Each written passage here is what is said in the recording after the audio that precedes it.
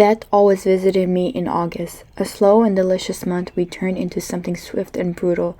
The change, quick as a card trick. Okay, let me risk sounding crazy for like 5 minutes, but bear with me as I am returning to a old project. So I had this project idea. Well, actually, I'm lying. I don't get project ideas. What happens is something happens in my life that shatters my entire existence, and then a book is born out of it. And so I put little pieces of myself everywhere and everything inside of everything that I write and create. So it's about August 2021, which is 4 years ago, which is crazy to think about. I'm in a relationship and suddenly I'm experiencing one of the most destabilizing, intense, dissociative states, and I feel like I'm not real, and my partner tells me, yeah, it looks like you're not even here, which, you know, when you're dissociative, that's the last thing you want to hear, because it's like you feel like you're not real and you're not here, but you can see yourself doing actions, you can see yourself outside of your body, which is so freaky and scary. Anyways, from that, I had birthed this story idea. I call it Forest because it's set largely in a forest, but it also has to do with like writing, it also has to do with tarot, and it has to do with a lot of little things that kind of coincide together to create this illusion of this state of being here and not here. So I'm not too sure if it's magical realism yet, but I had discovered a few things back then about this book, and I wrote about 25,000 words. So I feel like I'm ready to finish it. Like 4 years later, I want to write another 50,000 words, finish a first draft, hopefully in the next month or so, and I can record my journey. And I think that's the one I want to query and find an agent for, because all my other books I feel are way too high concept and take a lot of like research energy. As you guys know, I have Vampire, I have Calendar, I have all these other books that are like at the mid to beginning to late stages that I still need to work on. But I feel really aligned with this project right now, and I also want to learn how to read tarot. Like I do pull tarot cards, but it takes me like some time to understand their meaning and to interpret them for myself and others. So in the meanwhile, some books have been released that have like similar or somewhat similar premise to my book, and I definitely wanted to read this book as soon as it got released. It's called The Cloisters by Katie Hayes, and this one is similar but not quite similar because tarot really plays a huge role in this one, whereas my book, it's less about tarot and it's more about the state of depersonalization and derealization and what do you do with that, and also about like a little bit about like displacement at the same time. So yeah, and the funny thing about this one is that I'm currently working on 2 vampire books, as you guys know. I have not discussed really how these books correlate and what they're about, but one of these books is set in kind of like post-Renaissance Italy. The funny thing about this book is that I just discovered that this one has a really high focus on Renaissance Italy and how the occult and tarot took place in Renaissance Italy. I still need to do some research because this could be just for plot advancement, or this could actually be based on some of elements of reality. So I've been taking a lot of like notes and highlighting things, and I want to go and like look at the stuff that I'm reading. And I just read this entire passage that I want to go and like research more about. It says here, between the Egyptomania of 18th century France and the atmosphere of a court that loved secrets and mysteries, tarot developed an entirely different use. But I think there's still an argument to be made for occult use in the 15th century, especially somewhere between Venice, Ferrara, and Milan, an area that was a bit of a golden triangle for experimental magical practices. You see, we know that aristocrats in the early years of the Renaissance were fascinated by ancient practices of divination, things like geomancy and cleromancy, so why not cards? The Dominicans were staunchly opposed to tarot decks. We know that Henry III taxed them in France. We know that someone was arrested in Venice in the early 16th century for cartomancy. and we have numerous indications in the historical record that tarot cards gave rise to public scandals, a phrase I think we could parse in different ways. And although my book doesn't have tarot at its core center, it's still fascinating to me that a book like this can touch upon two of my own books and inspire research and inspiration on my own books. And I just find that crazy because between working on this forest book and the tarot side of things, I still want to, at the background, still work a little bit on the other book, the like post-Renaissance Italy book that has to do with anything about the Renaissance and the artists that lived there and the practices, the magical practices, the vampire myths, and all those little things that I love. So I just find that fascinating when you actually start working on things, how everything starts to connect time and time again. I never thought to make that connection between Renaissance Italy and tarot, so between even my two books together, but it's always like that. All this to say, I'm back working on that book, and I'm trying to film and vlog some of the writing and the process and the rereading process, because right now I have to reread those chapters and I need to figure out where I want my story to go. I will come back with future updates, but that's where I'm at right now. I'm reading this, I'm getting inspired, I'm rereading my work, I'm trying to plot, I'm trying to stay focused. And also, if you can see, I have a little tote bag, which is like a cute The Reader tarot card. The thing I love the most about writing is like mass immersion and how things just start to click everywhere, and like your real life becomes kind of like fodder and inspiration for your books, which is so fascinating to me. And it's why I just love writing and reading so much. I just love experiencing things, if that makes sense, even if it's like in an intellectual sense in some ways. So that's what I'm going to be doing. Today I'm off from work because I have a work-related injury. If you guys want to know more about my personal life, there's always a second channel. So I try not to repeat too much of the same information. But yeah, thanks to the injury, I get some time for myself to work on my actual life projects. So that's what I'm going to be doing. I don't know why this intro is so long. I think it's like 10 minutes long now. But I think I'm just procrastinating, so I'll stop doing that and I'll start getting to work.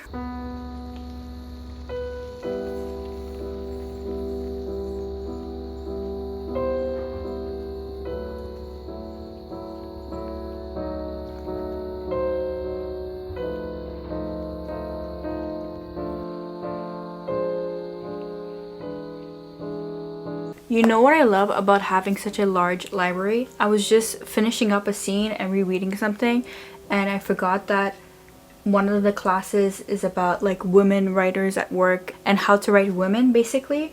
And I just remembered that I have this book that I never read, and it's A Life of One's Own, 9 Women Writers Begin Again, and I have it right there. So I'm gonna go grab it and flip through it and maybe read some passages to like, you know, push further reflection and class discussion in the novel, which is super meta.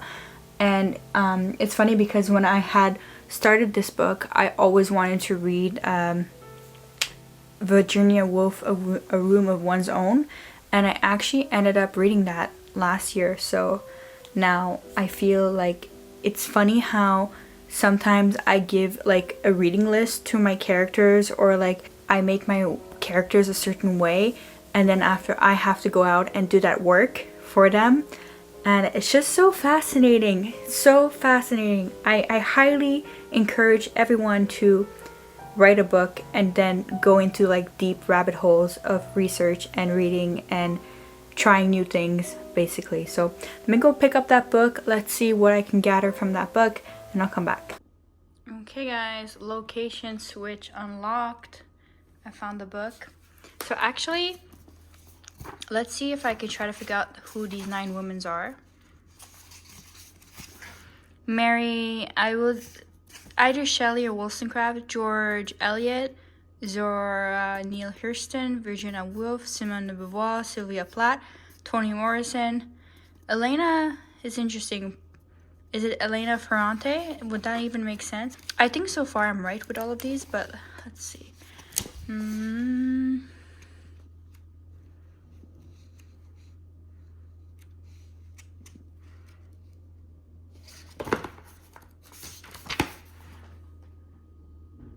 Yeah, Ferrante. So I have not read from, I think I read from all of them except maybe George Eliot. Yeah, this is gonna be fun. I might start a chapter right now, having some chai tea and some kimchi because I'm so hungry, but I'm going to do this first, and then my reward is going to be making dinner and then going for another walk, you know, just to help with this injury and to get healthy and whatnot. So yeah, let's do some work. And Romeo linked to these arms, untalked of and unseen. Lovers can see to do their amorous rites by their own.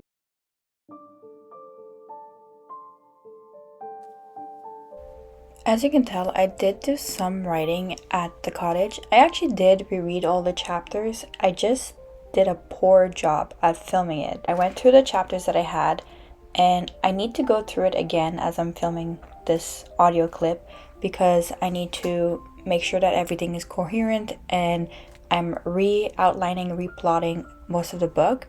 So that's pretty much the next step that I want to take. And then after, I'm going to be able to finish the novel. So this novel is at around 25,000 words, and I need to get another 50,000 words in at least at the bare minimum.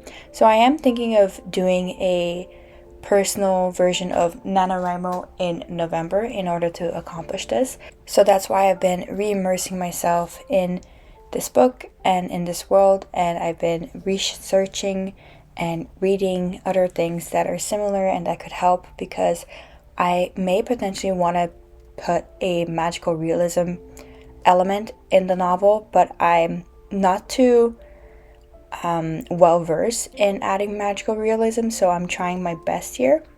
And then I also did some reading while I was there and relaxing because of my shoulder injuries. So I read Becoming Supernatural by Joe Dispenza. I really did enjoy all the fall colors. We had a lot of fallen trees, but that's normal. And I just feel bad because I haven't been there in a while because of work. And then we also had a mini pumpkin that grew from our compost, so that's very cute. And the best part of being there up north was actually witnessing the stars at night. They've been so bountiful lately, and every night I would go out, have a tea, and like just stargaze. Not even kidding, it like helped my nervous system. So this was my attempt here to capture those stars from my phone. I can't believe how far phone technology has become, because in the past you wouldn't be able to even capture the moon without it being like a little dot on the phone. I remember that.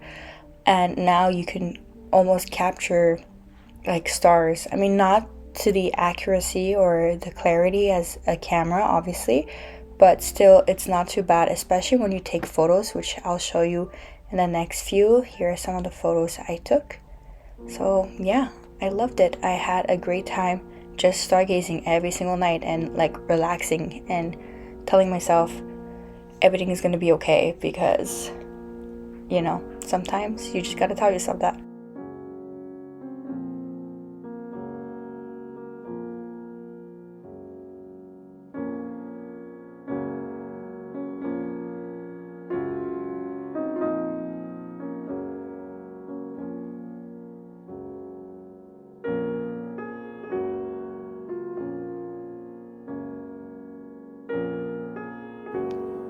Blue Jay.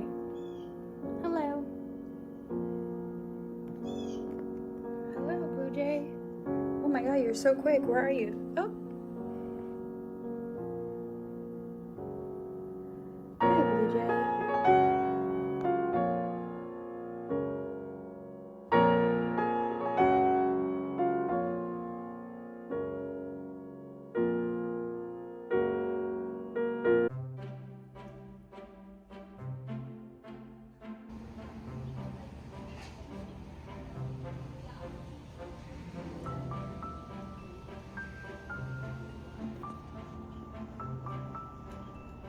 Yeah, your friend is here.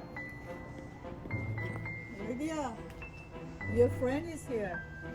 Your friend. Oh my god, it jumped. We have full of squirrels. I know. We have bunnies. This is the running bunnies. around. Have more. We have so many too. bunnies. I've never seen a squirrel come so close. Yeah.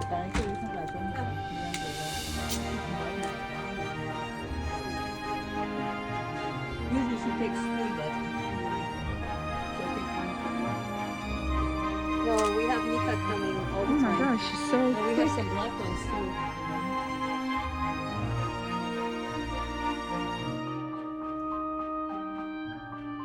I'm gonna challenge